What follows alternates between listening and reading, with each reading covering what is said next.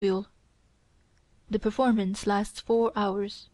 She receives visits from her cavaliers, the while I grit my teeth with rage. It is way beyond midnight when my mistress' bell sounds for the last time. "Fire!" she orders abruptly, and when the fireplace crackles, "Tea!" When I return with the samovar, she has already undressed, and with the aid of the negress, slipped into a white negligee. Haydée thereupon leaves. "Hand me the sleeping furs," says Wanda, sleepily stretching her lovely limbs. I take them from the armchair, and hold them while she slowly and lazily slides into the sleeves. She then throws herself down on the cushions of the ottoman. "Take off my shoes, and put on my velvet slippers." I kneel down, and tug at the little shoe which resists my efforts. "Hurry! Hurry!" Wanda exclaims. "You're hurting me. Just you wait. I will teach you." She strikes me with the whip, but now the shoe is off. "Now get out!" Still a kick, and then I can go to bed. Tonight I accompanied her to a soirée. In the entrance hall she ordered me to help her out of her furs. Then, with a proud smile, confident of victory, she entered the brilliantly illuminated room. Again I waited with gloomy and monotonous thoughts, watching hour after hour run by. From time to time the sounds of music reached me, when the door remained open for a moment.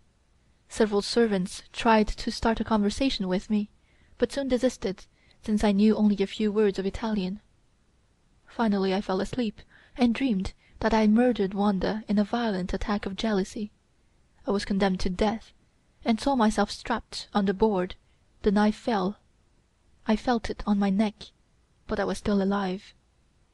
Then the executioner slapped my face. No, it wasn't the executioner. It was Wanda, who stood wrathfully before me demanding her furs. I was at her side in a moment, and helped her on with it. There is a deep joy in wrapping a beautiful woman into her furs, and in seeing and feeling how her neck and magnificent limbs nestle in the precious soft furs, and to lift the flowing hair over the collar. When she throws it off, a soft warmth and a faint fragrance of her body still clings to the ends of the hairs of sable. It is enough to drive one mad. Finally a day came when there were neither guests, nor theatre, nor other company. I breathed a sigh of relief. Wanda sat in the gallery, reading, and apparently had no orders for me. At dusk, when the silvery evening mists fell, she withdrew. I served her at dinner. She ate by herself, but had not a look, not a syllable for me, not even a slap in the face. I actually desire a slap from her hand. Tears fill my eyes, and I feel that she has humiliated me so deeply that she doesn't even find it worth while to torture or maltreat me any further. Before she goes to bed, her bell calls me. "You will sleep here tonight. I had horrible dreams last night, and am afraid of being alone. Take one of the cushions from the ottoman, and lie down on the bearskin at my feet." Then Wanda put out the lights. The only illumination in the room was from a small lamp suspended from the ceiling. She herself got into bed. "Don't stir, so as not to wake me."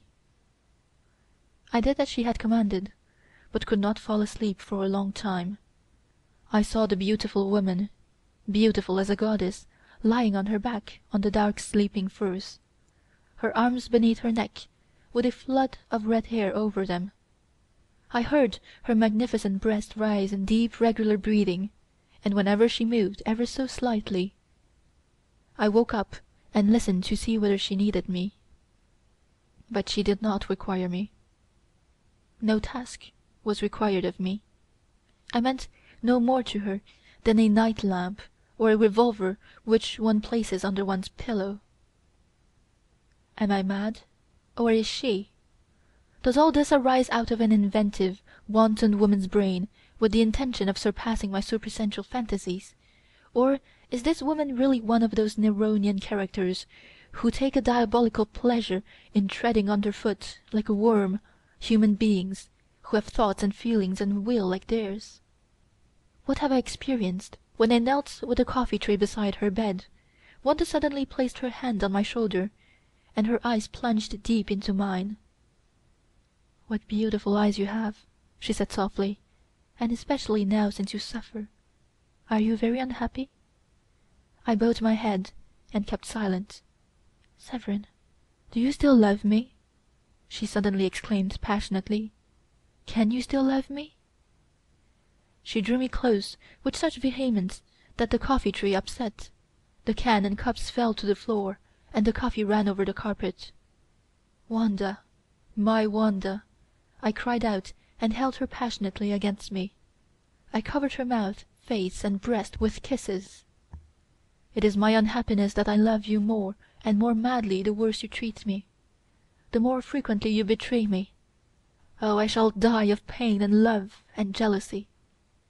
"But I haven't betrayed you as yet, Severin," replied Wanda, smiling. "Not? Wanda, don't jest so mercilessly with me," I cried. "Haven't I myself taken the letter to the prince?" "Of course. It was an invitation for luncheon." "You have since we have been in Florence. I have been absolutely faithful to you," replied Wanda. "I swear it by all that is holy to me. All that I have done was merely to fulfill your dream, and it was done for your sake. However, I shall take a lover, otherwise things will only be half accomplished, and in my end you will yet reproach me with not having treated you cruelly enough, my dear beautiful slave. But today you shall be Severin again, the only one I love. I haven't given away your clothes. They are here in the chest. Go and dress as you used to in the little Carpathian health resort, when our love was so intimate. Forget everything that has happened since. Oh, you will forget it, easily in my arms. I shall kiss away all your sorrows." She began to treat me tenderly like a child, to kiss me and caress me. Finally, she said with a gracious smile, "Go now and dress. I too will dress. Shall I put on my fur jacket? Oh yes, I know, now run along." When I returned, she was standing in the center of the room, in her white satin dress, and the red kazabaïka, edged with ermine. Her hair was white with powder, and over her forehead she wore a small diamond diadem.